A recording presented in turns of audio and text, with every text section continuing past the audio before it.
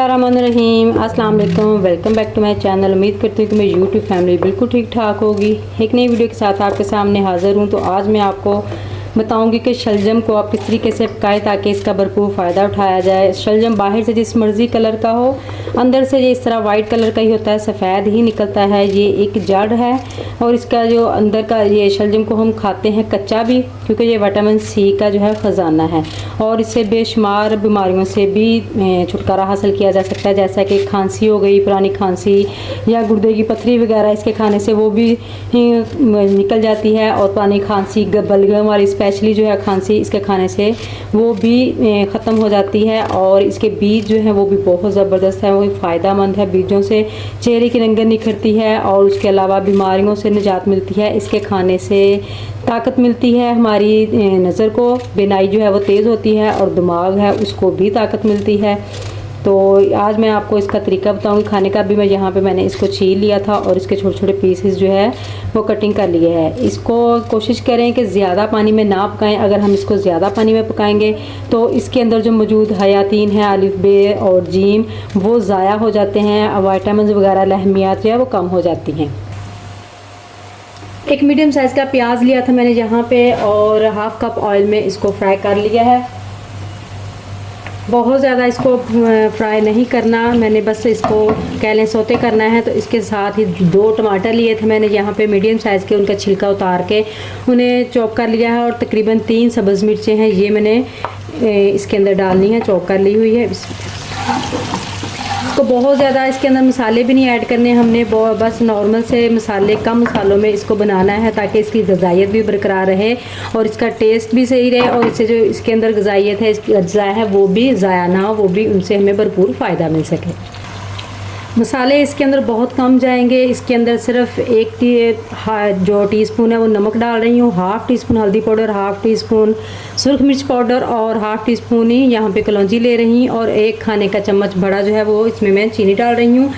चीनी या गुड़ आप कोई भी चीज़ के अंदर डाल सकते हैं, क्योंकि इसका थोड़ा सा जो टेस्ट है वो कसैला होता है। तो चीनी डालने की वजह ये होती है कि इसका जो कसैलापन है वो ख़त्म हो जाता है और इसका जो टेस्ट है वो बढ़ जाता है।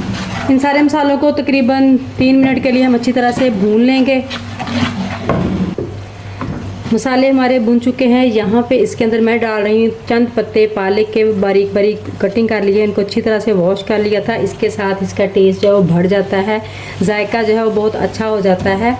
और यहाँ पे शलजम मैंने धोल के रख लिए थे, जो कटिंग किए थे वो भी इसमें डालूँगी। बिस्मिल्लाह। इसको बहुत थोड़े पानी में हमने पकाना है ताकि इसकी जो ग़िज़ाइयत है बरकरार रहे और इसका टेस्ट, हर चीज़ ज़बरदस्त हो जाए। और आप यकीन करें कि इस तरीके से आप बनाएंगे तो आप बार बार बनाएंगे, इसका टेस्ट इतना ज़बरदस्त हो जाता है। बच्चे बड़े सारे बड़ी शौक़ से इसको खाते हैं।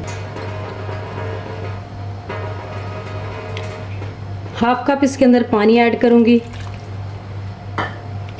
और इसको हल्की आंच पे हमने इस तरह से कवर कर देना है। तकरीबन 20 से 25 मिनट के बाद इसको चेक करेंगे।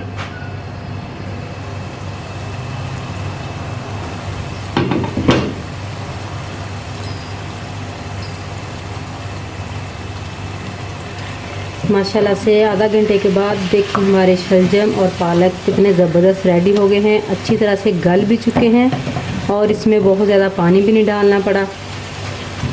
अब जल्दी से जाकर नीचे रेड बटन को दबाकर मेरे चैनल को सब्सक्राइब कर लें और बेल आइकॉन को लाजमी प्रेस कर लें ताकि मेरी हर नई आने वाली वीडियो सबसे पहले आपको मिले।